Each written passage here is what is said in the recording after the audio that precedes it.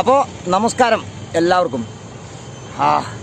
ജലദോഷമാണ്, സൗണ്ടൊക്കെ പോയി. മഞ്ഞ് കൊണ്ടിട്ടാണ്, പണിക്ക് പോയിട്ട് മഞ്ഞ് കൊണ്ടിട്ടല്ല കേട്ടോ, സിനിമയ്ക്ക് പോയിട്ട് മഞ്ഞ് കൊണ്ടിട്ടാണ് കാലത്ത് പോയത്. അവിടുന്ന് നമ്മുടെ പുഷ്പ, അല്ലു അർജുൻ്റെ ഏറ്റവും പുതിയ സിനിമ പുഷ്പ കണ്ടു. കുഴപ്പമില്ല, തിരക്കേടില്ല. പക്ഷെ മാറ്റർ അതല്ല കേട്ടോ, പുഷ്പയെക്കുറിച്ച് പറയാനല്ല വന്നത്.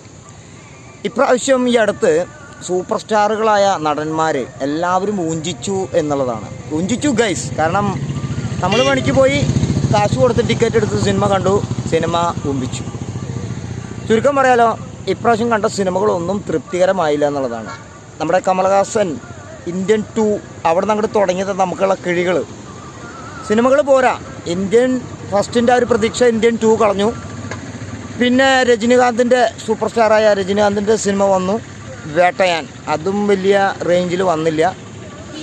പിന്നെ സൂര്യ നായകനായി വന്നിട്ട് ഒരുപാട് പ്രമോഷൻ കൊടുത്ത് വലിയൊരു സിനിമ ഇറക്കി, കങ്കുവ എന്തുവ എന്ന് പറഞ്ഞിട്ടുള്ള സംഭവം. ഞാനൊരു വീഡിയോ ഇട്ടുണ്ടായിരുന്നു എന്തുവ എന്ന് പറഞ്ഞിട്ട്. പക്ഷെ നമ്മളത്ര ഫേമസ് അല്ലാത്തതുകൊണ്ട് നമ്മുടെ വീഡിയോ അങ്ങനെ ആരും കണ്ടിട്ടില്ല. അതേ തംബ്ലൈന് തന്നെ എന്തുവ എന്ന് പറഞ്ഞിട്ട് നമ്മുടെ കോക്കണ്ണ ഇട്ടപ്പോൾ എല്ലാവരും അത് കണ്ടു എന്നുള്ളതാണ്. ആയിക്കോട്ടെ, ആരിട്ടാലും മാറ്റർ അവിടെ എത്തിയല്ലോ. ഇപ്പോൾ അതാ വീണ്ടും പുഷ്പ, ഒപ്പം തന്നെ വിജയുടെ പടം കൂടി പറയണം കേട്ടോ. വിജയുടെ സിനിമയും ഗോട്ടും അത്ര പ്രതീക്ഷ തന്നില്ല എന്നുള്ളതാണ്. അപ്പോൾ സൂപ്പർ സ്റ്റാറുകളെ എല്ലാവരും ഇപ്രാവശ്യം നല്ല അണ്ണാക്കിൽ വെച്ച് തന്നിട്ടുണ്ട്. എന്തുകൊണ്ടാണെന്ന് അറിയില്ല. അപ്പോൾ കൂടുതൽ ഹൈപ്പില്ലാതെ വരുന്ന സിനിമകളോടായിപ്പോൾ കൂടുതൽ വിശ്വാസം. അങ്ങനെ ഒരു മാറ്റർ പറയാൻ വേണ്ടി വന്നതാണ്.